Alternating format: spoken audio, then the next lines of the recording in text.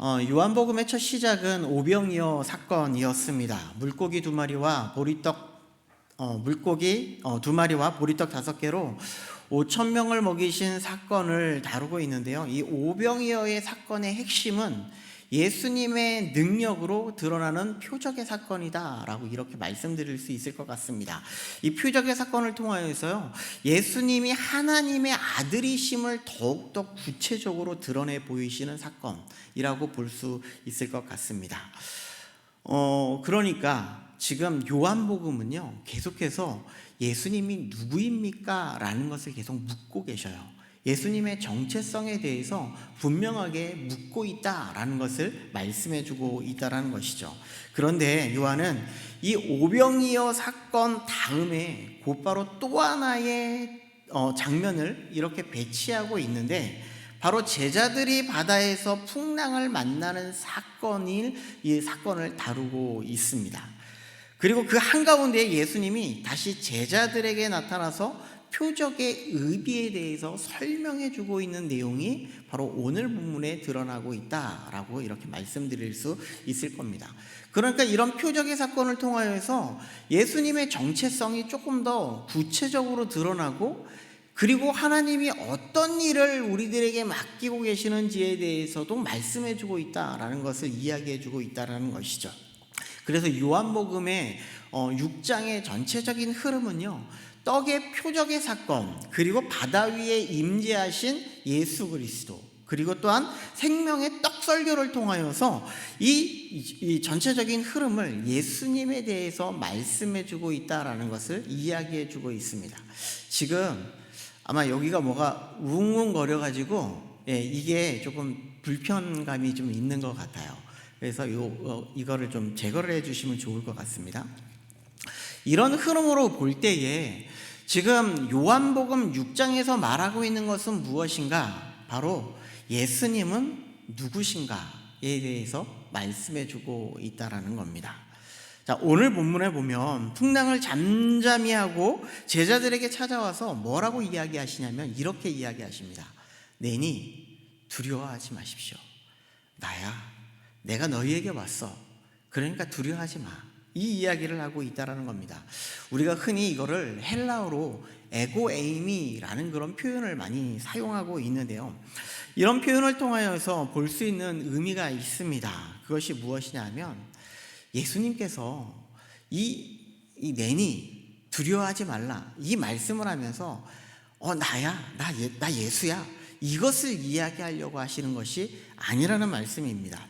그러니까 무엇인가 하면 이거를 통해서 무엇을 말씀해 주려고 하는 건가 하면 출애굽기 3장에 나타나고 있는 하나님께서 자기 스스로를 계시해 주고 있는 그 사건, 나는 스스로 있는 자다 라는 것을 말씀해 주고 싶다라는 겁니다.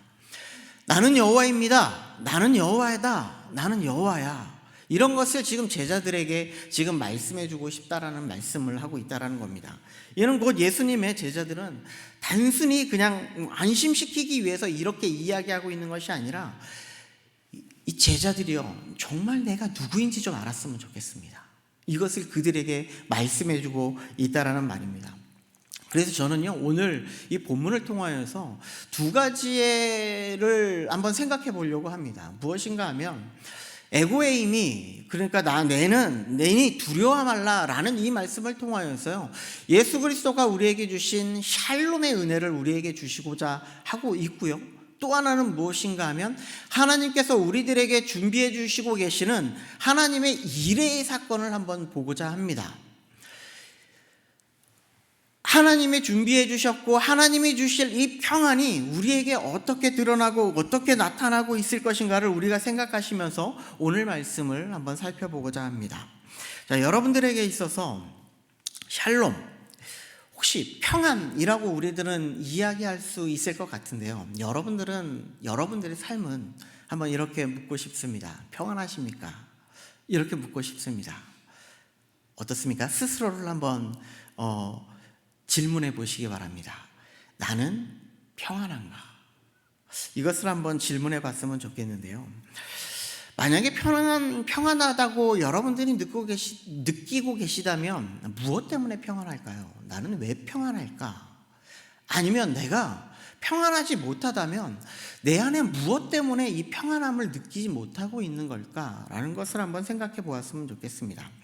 만약에 우리 가운데에 평안함을 느끼지 못하고 있다면 우리 가운데에 이 평안하지 못하게 하는 일들, 우리의 여러 가지 요소들이 우리들에게 있을 겁니다. 우리의 삶의 문제가 될 수도 있을 것이고요.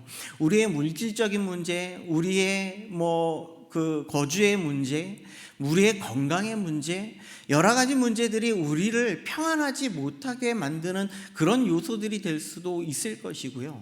한편으로는 이런 건강이나 우리의 물질이나 우리의 삶의 여러 가지 문제들이 우리들을 스스로 두려움이라는 그런 곳으로 빠져들게 하는 그런 요소가 될 수 있음을 말씀해주고 있다는 겁니다. 그래서 우리가 평안함을 누리지 못하는 이유를 이런 어려움이 우리에게 두려움을 주고 있기 때문에 우리는 이것에 대해서 정말 담대하게 떨쳐내고 무엇이 우리에게 샬롬을 줄 수 있는지를 한번 생각해 볼 수 있어야 된다는 것이죠. 오늘 본문의 배경을 보면요, 제자들의 상황은요 너무나 불안하고 너무나 어렵고 너무나 정말 두려움에 떨 수밖에 없는 그런 상황으로 지금 몰고 가고 있습니다. 지금 예수님이 어떻게 지금 움직이고 있는지를 한번 살펴볼 텐데요. 요한복음 6장 1절에 보니까 뭐라고 되어 있냐면 그 후에 예수께서 디베랴의 갈릴리 바다 건너편으로 가셨다라고 이렇게 말하고 있는데, 제가 사진을 한 장 준비를 했습니다. 디베라가 어디에 있냐면요, 갈릴리 바다입니다. 저기는 갈릴리 바다인데요, 맨 밑에 디베라가 있는 지역이에요. 그래서 지금 누가복음 9장 10절에 보니까 뭐라고 되어 있냐면 벳세다라는 고을로 떠나가셨다라고 지금 이야기하고 있어요. 오병이어 사건을 있고 난 다음에 뭐라고 이야기하냐면 오병이어 사건을 디베라에서 벳세다로 가서 오병이어 사건을 지금 행하고 있다라는 것을 말씀해주고 있다라는 겁니다. 오병이어 사건을 지금 행하고 난 다음에 어디로 가냐면 예수님이 지금 오늘 본문에도 나와 있지만 6장 17절에 보면 배를 타고 바다를 건너 가버나움으로 지금 가고 있었다라는 거예요. 여러분들이 지금 저희 그림 다시 한번 보여주세요. 그림을 보시면 사실 벳세다에서 가버나움으로 가는 그 거리는요 그렇게 길지 않습니다. 여기 가장 긴 거리가 몇 킬로냐면 대략 10킬로 정도 되는 거리인데, 지금 지금 벳세다에서 가버나움으로 가는 거리는 정말 그렇게 길지 않은 10킬로보다도 안 되는 아주 짧은 거리를 가는 거리였다라고 이렇게 볼 수 있다는 것이죠. 그러면서 지금 그들에게 직면한 문제가 무엇인가 하면 16절하고 17절 말씀을 함께 같이 한번 읽어보도록 하겠습니다. 16절과 17절 말씀입니다. 네, 같이 읽겠습니다. 시작.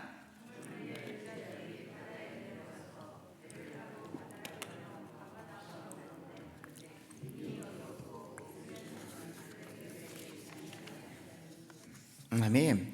여기에서 지금 제자들이 직면한 문제는 무엇인가 하면요, 여기에서 저물다, 여기 그리고 어두워졌다라고 이렇게 말하는 것은요, 실질적으로 이 저물다라는 것은 다른 번역본은 저녁에라고 이렇게 표현되고 있습니다. 저녁에 출발했다라고 하는 거예요. 해가 졌을 때를 지금 유대인의 유대력으로 보면 해가 지면 저녁이라고 봤습니다. 그러니까 요즘 우리 5시, 6시면 해가 지죠. 그러면 저녁이 된 거예요. 근데 여름에는 조금 늦게 지잖아요. 평균적으로 이것을 계산해 보면 대략 한 8시쯤을 저녁으로 보고 있다라고 이렇게 이야기를 합니다. 그러니까 저물었다, 지금 그리고 어두워졌다라고 이렇게 이야기를 하고 있는 것은 무엇이냐면 그들의 실제적인 그런 상황을 이야기하는 것이 아니라 제자들의 지금 처한 영적인 그리고 존재적인 영적인 상태를 지금 이야기하고 있었다라는 것을 이야기하고 있습니다. 어떻게 보면 오병이어 사건이라는 그런 놀라운 사건을 경험하면서 얼마나 기쁘겠습니까? 그들에게 얼마나 놀라우신 은혜가 임했겠습니까? 하나님, 정말 예수님과 함께하면 우리는 못할 것이 없을 거야 라는 그런 마음도 있었을 겁니다. 그런데 지금 많은 무리들이 정말 이 예수님을 왕으로 모시고자 하는 그런 마음이 있었던 것처럼 어쩌면 이 제자들에게도 예수님만 있으면 우리는 못할 것이 없다라는 그런 마음이 그들에게도 있었을 수도 있습니다. 그래서 지금 이렇게 걸어가고 있는 그들의 모습 속에 정말 어두움의 그림자가 지금 임하고 있는 상황이다라고 이렇게 이야기하고 있죠. 지금 이들이 얼마나 정말 이렇게 헤매고 있었을까요? 마태는 이렇게 이야기합니다. 밤 사경이라고 이야기를 해요. 이 밤 사경이 몇 시를 이야기하고 있냐면 새벽 3시부터 6시까지의 이 시간을 이야기를 하는데, 그러나 아까 저녁 때부터 지금 밤 사경 3시나 6시까지의 이 시간을 따지고 보면 대략 아주 진짜 짧게를 이야기한다면 3시간부터 길게는 8시간이 넘는 그 시간까지 계속해서 지금 바다에서 헤매고 있었다라는 것을 이야기해 주고 있다는 것이죠. 얼마나 두려웠을까요? 얼마나 불안하고 있었을까요? 어둠이 너무나 깊었고 긴 시간을 거쳐서 지금 표류하고 있으며 거센 바람과 높은 파도가 그들을 계속해서 위험을 가하고 있는 그런 상황이었음을 말씀해 주고 있어요. 그런데 결정적인 한 가지가 있죠. 여기에 마지막에 예수는 이라고 있는 것을 한번 보십시오. 예수는 아직 그들에게 오시지 아니하셨더라 라고 말씀해 주고 있다는 거예요. 예수님의 없음이, 예수님이 함께 하시지 못함이 그들에게 있어서 진정한 두려움을 가지게 되는 그런 일이 되었다라는 것을 말씀해 주고 있다는 것이죠. 더 큰 일이 벌어집니다. 18절과 19절을 볼까요? 큰 바람이 불어서 파도가 일어나더라. 제자들이 노를 저어 10여리쯤 가다가 예수께서 바다 위로 걸어 배에 가까이 오심을 보고 두려워하더라. 예수님이 없어서 그들에게 정말 결정적인 그런 위태함이 그들에게 있었는데, 이제 예수님이 오심을 보고 있는데 그들에게 두려움을 가지게 되었다 말씀하고 있다는 겁니다. 예수님을 보고도 두려워합니다. 이것은요, 예수님을 몰라본 두려움이라는 거예요. 예수님이 누구인지 몰라서, 저기에 걸어오시는 분이 누구인지 몰라서 오게 된 그런 두려움이 지금 그들에게 마음속에 있었다라는 것을 말씀해 주고 있다는 것이죠.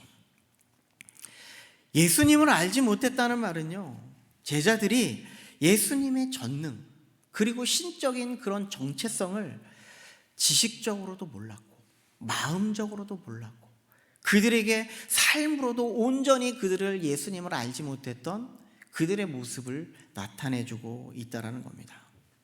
조금 다르게 표현해 보면요, 예수님이 물 위로 걸어오리라고 생각하지 못했다라는 거예요. 설마 예수님이 물 위로 걸어오시겠어? 이런 마음이 그들의 마음속에 있었음을 말씀해 주고 있다는 것이죠. 이것은 어떤 생각이냐면요, 여러분들, 본문에는 드러나는 중요한 진리 하나가 있는데 무엇인가 하면요, 두려움의 근원이 상황이 아니라 예수님을 오해하는 데 있었다라는 거예요. 예수님을 어떻게 오해했냐면요, 이 두려움이라는 것은 사실 감정의 상태라기보다는 무엇이냐면 하나님이 이런 우리의 상황을 우리의 생각 속에 가둬두는 겁니다. 예수님이 설마 바다 위를 걸어올 거라고 생각을 하지 못하는 거예요. 이것이 지금 제자들의 마음이에요. 정말 많은 기적을 경험했어요. 오병이어의 사건에, 놀라우신 기적의 사건을 경험했어요. 그런데 예수님이 바다 위를 걸어오실 것이라는 것을 생각하지 못한다는 거예요. 우리도 그렇지 않습니까? 예수님, 하나님의 생각을 우리의 생각 속에 가둬놓고 그 이상 이것은 못하실 거야 라는 그런 마음이 우리의 마음속에 가득하고 있지는 않습니까? 이것은 무엇이냐면 하나님을 향한 전적인 신뢰가 무너진 관계예요. 하나님을 전적으로 신뢰하고 하나님을 전적으로 의지하는 우리의 영적인 상태가 되어야 함에도 불구하고 그분을 온전히 신뢰하지 못하는 우리들의 마음이었다라는 것을 말씀해 주고 있다는 것이죠. 그래서 예수님은 제자들에게 와서 이렇게 말씀합니다. 내니 두려워 말라. 내가 예수가 왔으니 너희들은 이제 두려워할 필요가 없어. 이것을 우리들에게 이야기해 주고 있다는 겁니다. 칼빈은 이렇게 이야기를 합니다. 우리 같이 한번 읽어볼까요? 칼빈의 이야기입니다. 같이 읽겠습니다. 자, 시작. 예수님은 단지 제자들을 안심시키는 것이 아니라 자신의 신적 권위와 임재를 드러내심으로 그들의 두려움을 근원적으로 제거하신다. 예수님은요, 제자들에게 지금 이렇게 찾아오신 사건을 칼빈은 하나님의 임재의 사건으로 바라봤습니다. 그러니까 하나님의 성령이 예수님과 함께하고 또한 제자들과 함께함으로 그들을 이제는 이 두려움이라는 것으로부터 이제는 벗어나게 하고자 하는 하나님의 뜻이 계시다라는 것을 말씀해주고 있다라는 겁니다. 그런데 샬롬도 마찬가지라는 거예요. 샬롬이 단지 우리의 마음에 평안하다라는 그런 것을 느끼는 삶이 아니라 하나님과의 관계의 완전한 회복을 의미하는 거예요.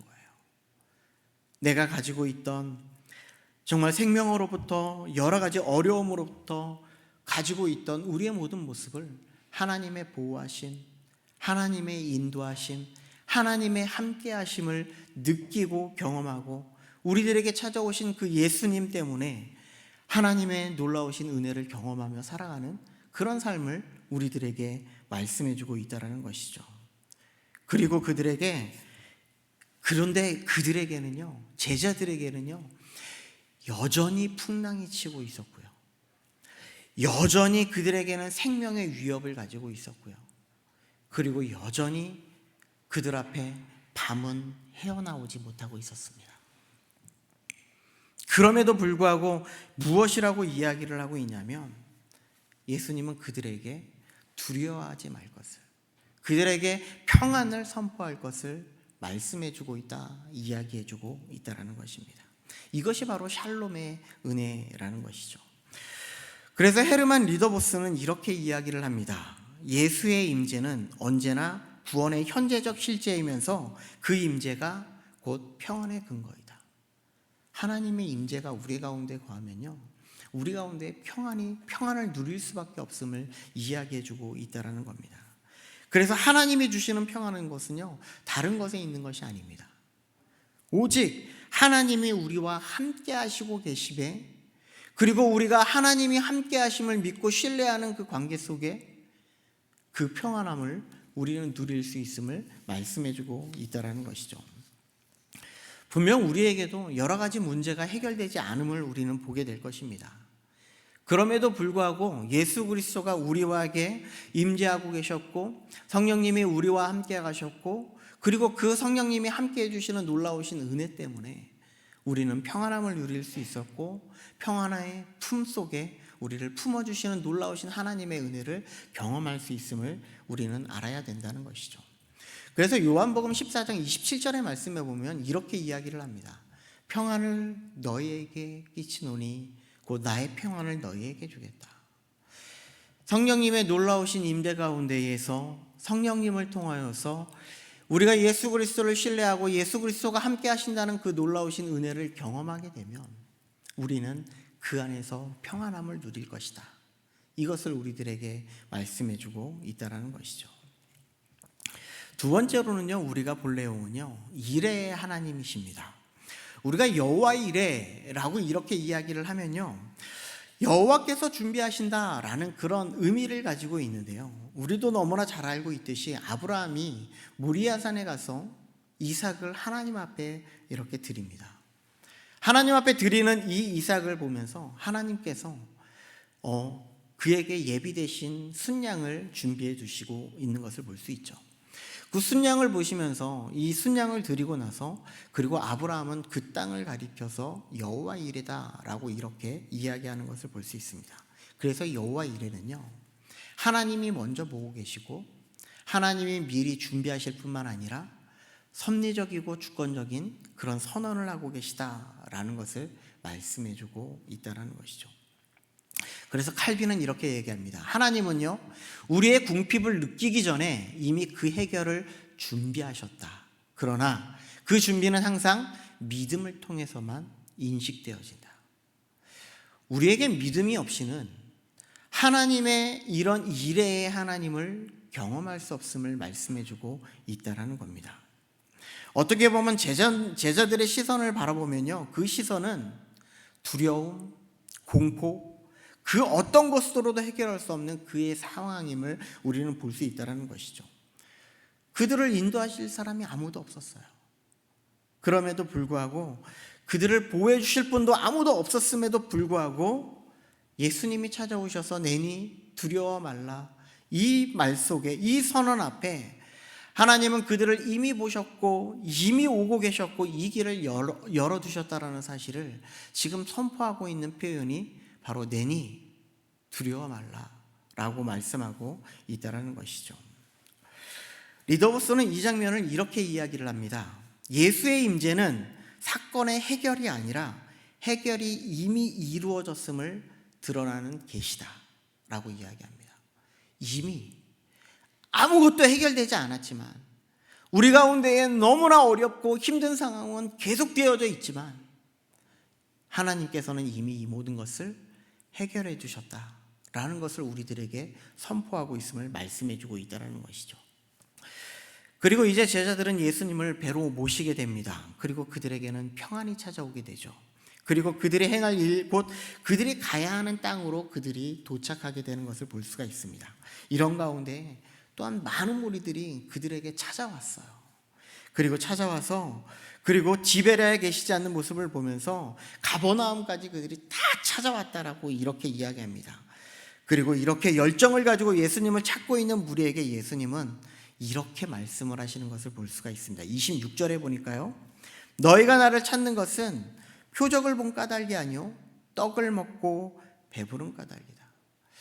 지금 많은 무리들이 예수님을 찾아온 것은 다른 것이 아니었습니다. 예수님만 있다면 그들의 삶 속에서 예수님이 모든 것을 다 해결해 줄 수 있을 뿐만 아니라 먹고 사는 문제는 다 해결될 수 있을 것 같다 라는 마음 때문에 그렇습니다.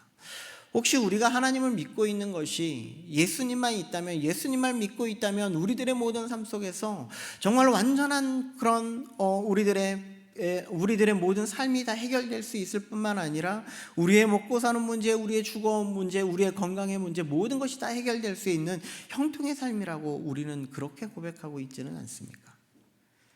그런데 하나님은 그것을 이야기하고 있는 것이 아니라는 말씀입니다. 그래서 예수님께서는 27절에 이렇게 말씀을 합니다.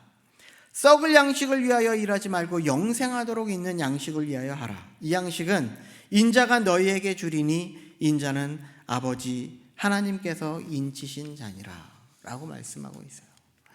썩을 양식을 위하여 일하지 말라라고 이렇게 이야기합니다.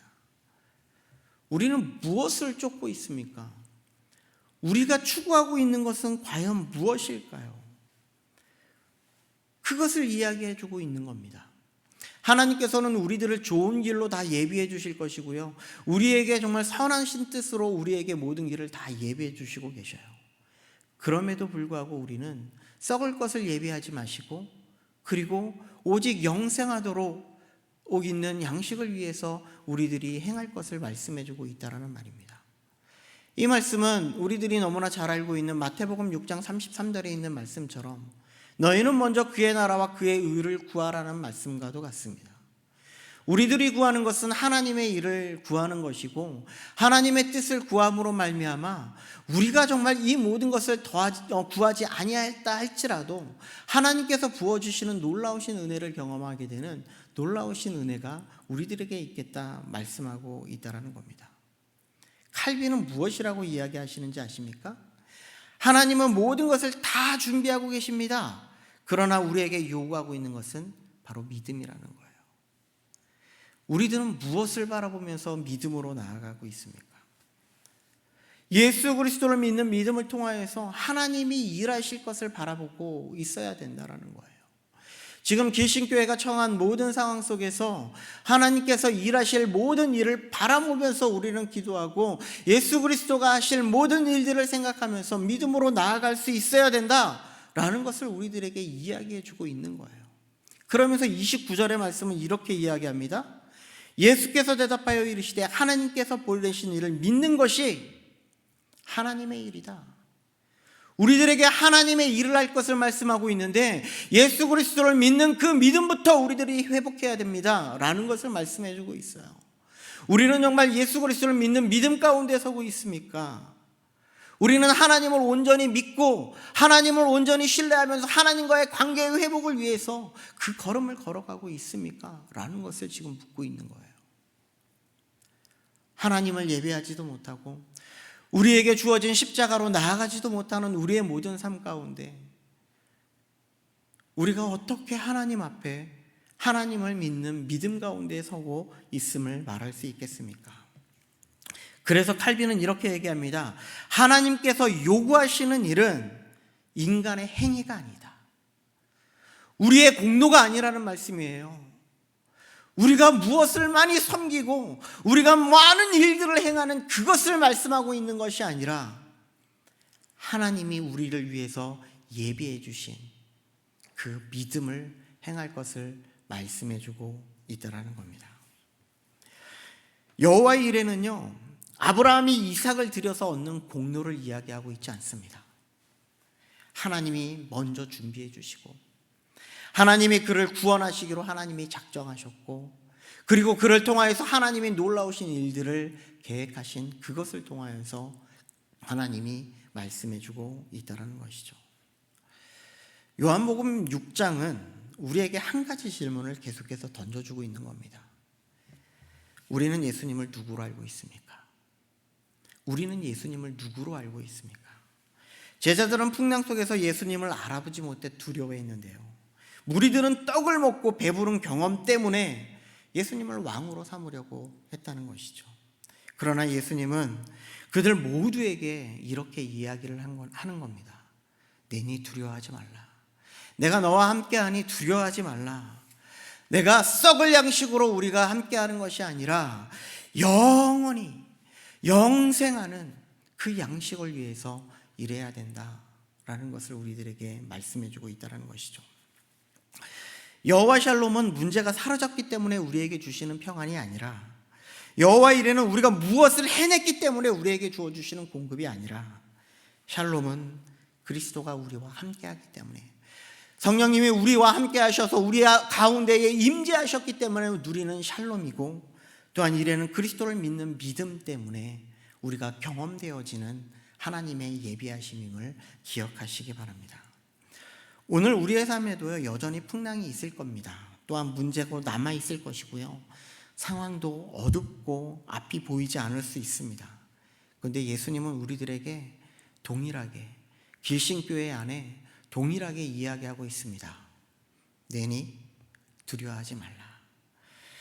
하나님께서 우리에게 요구하는 일은 많지 않습니다. 하나님의 보내주신 예수 그리스도를 믿어라.